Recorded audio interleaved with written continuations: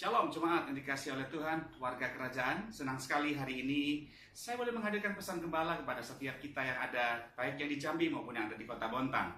Jemaat yang dikasihi Tuhan, firman Tuhan berkata dalam Amsal pasal 3 ayat yang kelima, percayalah kepada Tuhan dengan segenap hatimu, dan janganlah bersandar kepada pengertianmu sendiri.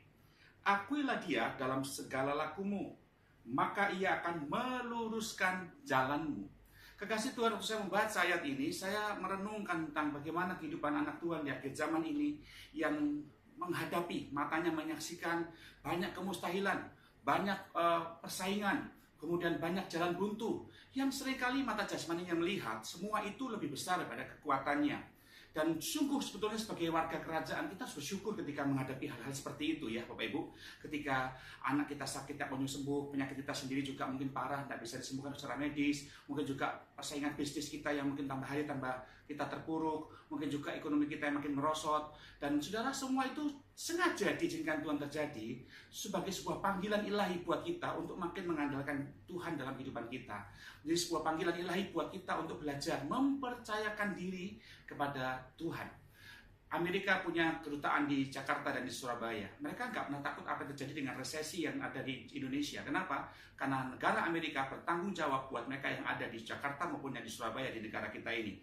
Dan mereka tetap aman menikmati hari-harinya, dan mereka tetap merasa terpelihara. Kenapa? Karena mereka terpercaya dengan negara Amerika. Mereka percaya dengan Presiden Amerika yang senantiasa menjamin kehidupan mereka. Nah, itulah sebetulnya kehidupan kita, anak Tuhan, ya Bapak Ibu, bahwa Tuhan telah mengajak kita untuk mengerti ditempatkan tinggal di dunia, dan itu berarti surga bertanggung jawab kepada setiap kita. Nah, mengapa saya harus percaya kepada Tuhan? Selain Dia mengutus kita, Bapak Ibu, saya temukan ternyata kita ini ada di dunia, ada di Indonesia sebagai sebuah bentuk bahwa Tuhan itu telah mengikat perjanjian antara Dia dengan kita. Nah, ada 4 perjanjian yang umat percaya harus belajar miliki supaya Anda bisa sungguh-sungguh memiliki rasa percaya. Perjanjian itu yang pertama adalah perjanjian dengan Tuhan. Alkitab saya berkata dalam kitab Maleakhi pasal yang ke-2, Bapak Ibu kasih, Maleakhi pasal yang ke-2,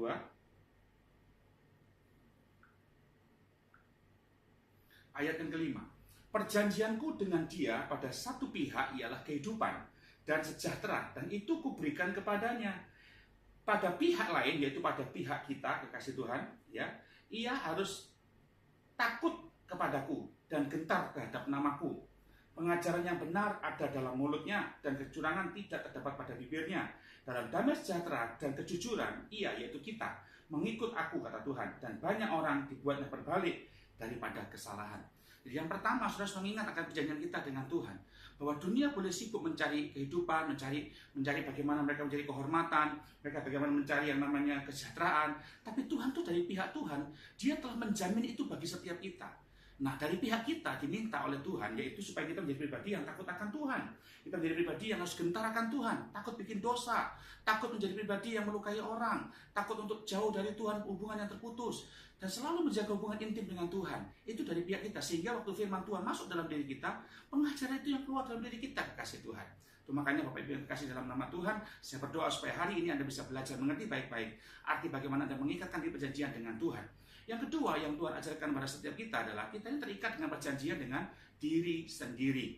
Alkitab saya berkata bahwa tidak tahukah kamu bahwa kamu adalah bait Allah dan Roh Allah diam dalam diri kamu, kata 1 Korintus 3 ayat 16 dan 17. Dan Roh Allah berdiam dalam diri kita, bukan sebagai tamu, bukan sebagai pajangan, tapi Dia rindu memimpin kehidupan kita, umat Tuhan. Nah, orang yang dipimpin oleh kehidupan Tuhan, dia ngerti arti bagaimana merawat dirinya sendiri. Dia tidak akan membuat dirinya sendiri itu mengalami 2 hal, pencemaran jasmani dan pencemaran rohani. Pencemaran jasmani itu apa? Sudah tahu merokok itu bikin merusak paru-paru kesehatan kita, masih juga merokok, bahkan terikat dengan dosa rokok. Ya, sudah tahu mabuk-mabukan minuman keras itu bisa merusak organ tubuh bagian dalam, masih juga dilakukan. Itu dia merusak perjanjian antara Tuhan dengan dirinya sendiri, perjanjian kita dengan diri kita sendiri. Jadi itu membuat kita kini menjadi pribadi yang sakit-sakitan, nyusahin orang akhirnya, Bapak Ibu kasih, ya. Sudah tahu makan makanan berlemak berlebihan itu bisa membuat berbagai macam penyakit, tapi kita masih melakukannya. Mari kita belajar untuk koreksi diri. Kemudian pencemaran yang kedua, pencemaran rohani.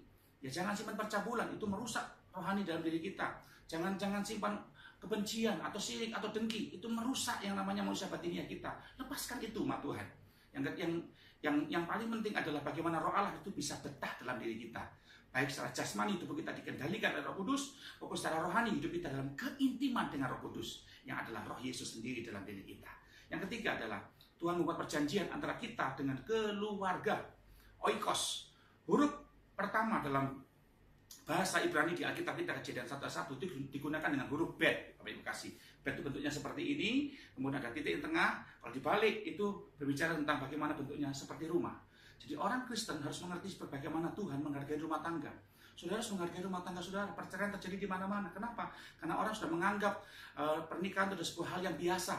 Di Amerika, Bapak Ibu kasih, untuk bikin SIM itu jauh lebih sulit daripada bikin akte pernikahan. Ya, kekasih Tuhan, akte pernikahan itu gampang sekali. Hari ini Anda ketemu, besok sudah mau nikah, di Amerika bisa, asal ada saksi. Ya, tapi itu sehingga mereka kehilangan nilai-nilai pernikahan. Cerai gampang, ya. Padahal tubuhnya, rohnya, jiwanya sudah bersatu. Kenapa tidak terjadi kesatuan Tuhan yang ada dalam diri Tuhan? Kenapa? Karena manusia mengikat ketidakpercayaannya dengan yang ada dengan di dunia ini. Mereka mengikat ketidakpercayaannya dengan masalah-masalah yang ada.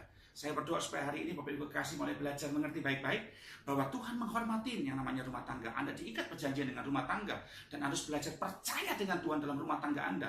Artinya apa? Masalahmu berat seperti apa dalam rumah tanggamu, persoalan suami atau istri seperti apa, tetap belajar percaya dengan Tuhan supaya Tuhan meluruskan jalan kita dalam rumah tangga kita, tidak serong kemana-mana. Godaan boleh datang, tapi orang yang percaya dengan Tuhan dia tidak akan pernah sakit hati dengan pasangannya. Bapak-bapak yang saya kasih, jangan pernah kecewa dengan pasangan Anda berlama-lama. Jangan simpan kekecewaan itu dalam hatimu. Kalau engkau simpan kekecewaan, Anda selalu kecewa, maka Anda akan pergi ke cewek nanti. Jadi saudara harus belajar meninggalkan kekecewaan dan beralih kepada damai sejahtera. Yang terakhir, Tuhan membawa kita sebagai manusia untuk belajar percaya dengan Tuhan. Kenapa? Karena kita terikat perjanjian dengan gereja. Jangan jadi jemaat yang pindah-pindah gereja. Komitlah dengan gereja. Tidak ada gereja yang sempurna. Yang sempurna cuma satu, yaitu Tuhan Yesus. Saudara harus bisa belajar mengerti bagaimana dalam sebuah gereja terjadi kekurangan. Untuk apa? Untuk melengkapinya dengan kebenaran saudara. Jadi saya percaya bahwa orang yang mengikat dirinya dengan gereja adalah pribadi-pribadi yang senantiasa belajar untuk mengerti arti bagaimana hidupnya mengasihi Tuhan. Seperti yang tercatat dalam kitab Ibrani, pasalnya yang ke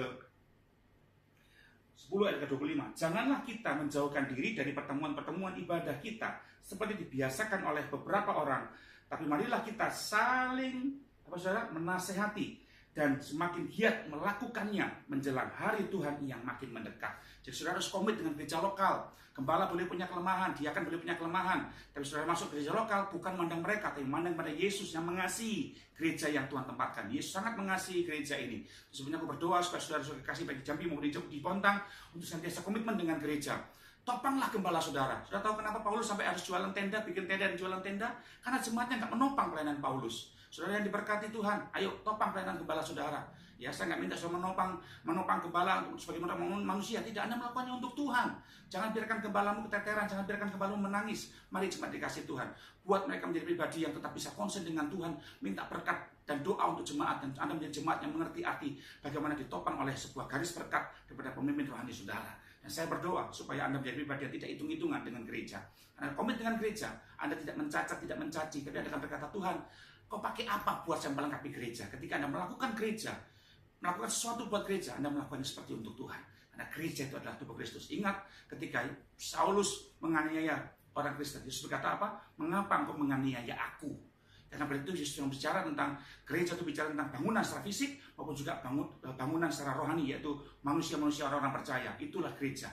Yang harus perhatikan, janda-janda miskin, hamba Tuhan yang berkekurangan, anak-anak Tuhan berkekurangan, pekerjaan Tuhan, semua itu adalah gereja. Saudara harus komitmen dengan itu semua. Nah, saya berdoa supaya pada hari ini Anda menjadi pribadi yang mengerti arti bagaimana terikat dengan perjanjian, harus belajar percaya dalam Tuhan, di dalam rumah tangga saudara, dan juga dalam gereja. Percaya dengan Tuhan. Jangan menjadi perongrong, tapi jadilah penopang dalam sebuah gereja. Itulah bukti orang yang percaya dengan Tuhan. Orang yang percaya dengan Tuhan gak akan gampang pindah-pindah gereja. Jalannya akan selalu lurus, dan dia akan selalu mengakui Tuhan. Pelayanannya, motivasinya benar. Kalau dia berbuat baik di gereja, motivasinya benar. Hanya untuk Tuhan. Dan saya percaya, berkat Anda sebagai warga kerajaan akan ditambahkan. Anda akan naik level, diberkati oleh Tuhan. Dari kota Jakarta, saya berdoa untuk saudara, baik yang di Lampung maupun baik yang di Jambi maupun yang di Kota Bontang. Tuhan Yesus berkati saudara. Haleluya.